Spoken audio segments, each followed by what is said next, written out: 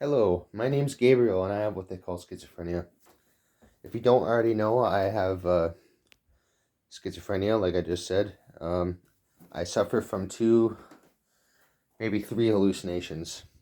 So, my biggest one is tactile, and the one after that is auditory. Those are my hallucinations, and I think sometimes I have olfactory hallucinations. So, I might actually have four because lately I've been hallucinating colors. So, like, when you look into like a light bulb for um, 30 seconds and you look away and you see the light wherever you look, it's kind of like that, but without looking into a light bulb. So I hallucinate that sometimes, but other than that, I don't really visually hallucinate. But my biggest one is tactile because the thing with tactile hallucinations is you can ignore auditory hallucinations. You can put headphones on, but how do you ignore something that's touching you? And that's something that I suffered with for the past year and a half, and it drove me crazy. Like, you literally have to rub your head nonstop in order to not feel the tactile hallucinations. And it's just not, I don't know. And I know there's a lot of people out there who also have tactile hallucinations, but when I was having them, I found it really hard to find information on it. But now that I'm posting these videos, I'm realizing there's loads of people out there with tactile hallucinations, and I just want to let those people know that you will adapt, you will get better, just stay on the right path. Don't be like resistant against treatment. Just try to. The thing with me is, what happened is, I didn't believe I had schizophrenia for so many years, and I continued to take these medications, but then I slowly over the course of 2 years started weaning myself off, and then I was fully off, and within a week, things started getting weird. It felt like my bedroom was really gloomy. Like everything had this grayish tone to it, this really dark, heavy energy. I didn't even feel like I had a soul when that happened. But um,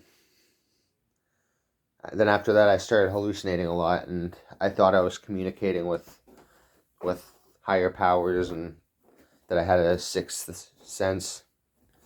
And then after I was like communicating with these voices, it turned into these voices touching me like this. And it feels like, sometimes it can feel like a magnetic force wrapped around your leg or something. It's so weird. It's a weird feeling, and it freaked me out because I thought that I was actually being touched by spirits. But now I realize that the brain is so.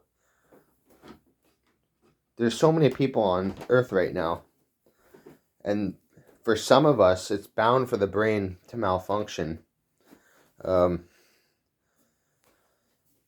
like they say that when someone's hallucinating, like they did a scan on someone's brain when they're hallucinating, and um, sorry if I keep doing this. It's just my meds kind of make me drool a bit, so I don't want that to happen on video and be embarrassing. But um, what was I talking about again? Um,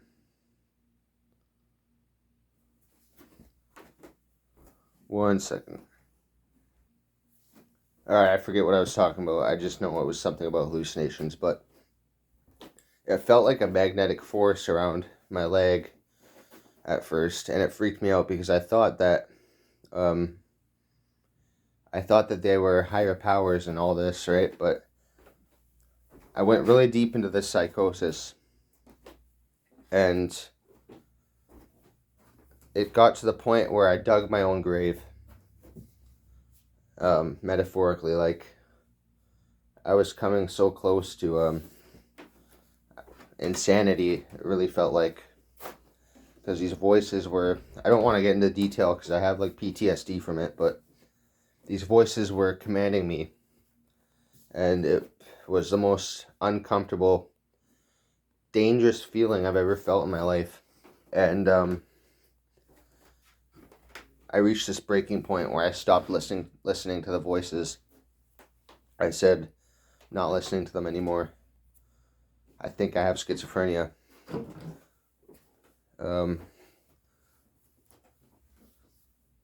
So August of 2020 is when I realized I do have schizophrenia. I went through a couple years of weaning myself off meds thinking I didn't have schizophrenia. And then somehow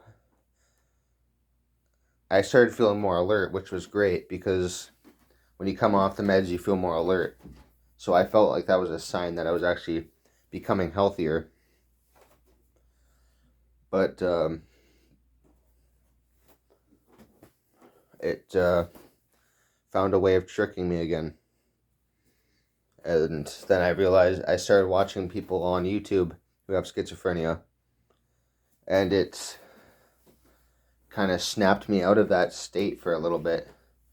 And that was when I was able to finally breathe a breath of fresh air and say, okay, I have schizophrenia. I'm not being possessed by demons. I'm not this person that the voices said I was. I'm not going to hell. I'm not... and I slowly started coming back from that. But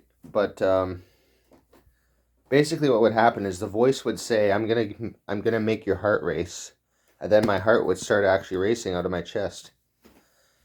And I thought that they were telling me that they were giving me heart attacks because I had to die.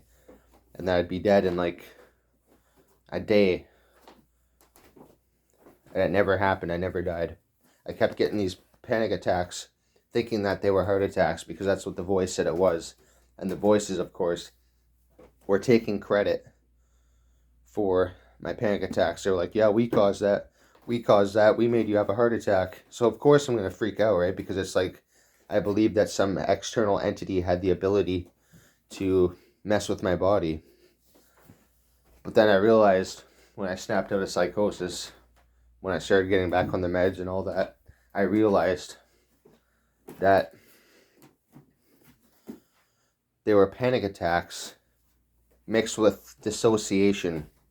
What dissociation is have you ever said something and when you're saying it, it doesn't feel like it's you talking, it sounds like you're listening to someone else talk.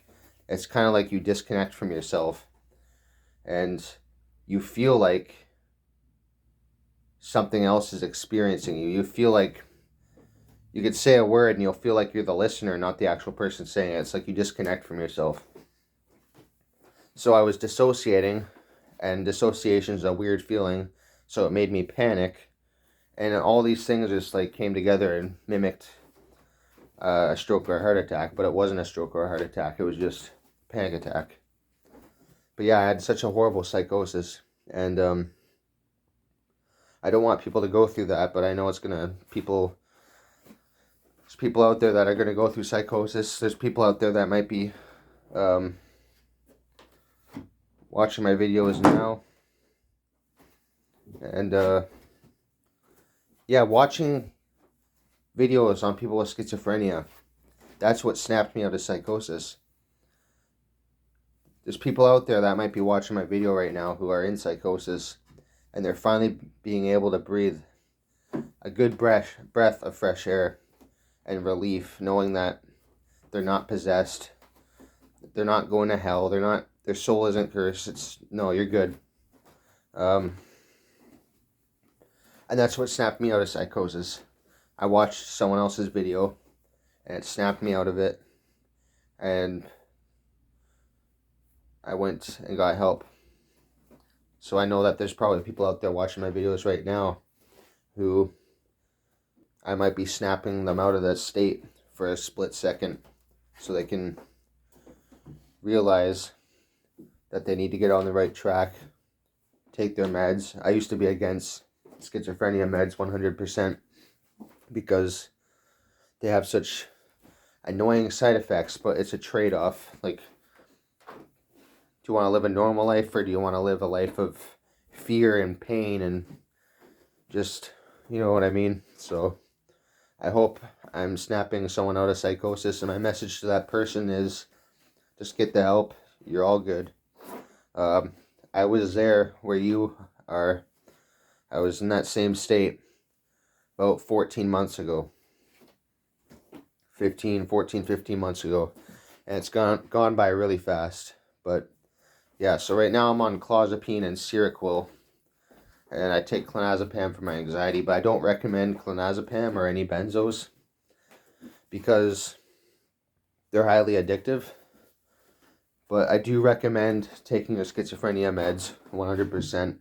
That way, look, your life doesn't have to be what everyone calls normal. I always said, like, what is normal? Normal is kind of boring because the people around me seem, not in like a narcissistic way, but for a while I felt like the people around me were dumb in a certain way just because they didn't understand what I was talking about. And it's probably my fault because the way I talk, sometimes I use weird analogies and all that, but yeah. But yeah, if there's someone out there who is experiencing tactile or visual or olfactory or auditory hallucinations, never be afraid to tell your voices to F off, even if they sound nice. That nice voice is trying to lure you. And what I mean by that is when you hear a nice voice and you're like, oh, that voice is nice, and if they compliment you and you say thank you, next time you hear that nice voice, and if they tell you to harm yourself, you think because they were nice that means that it's a good entity telling you to do it.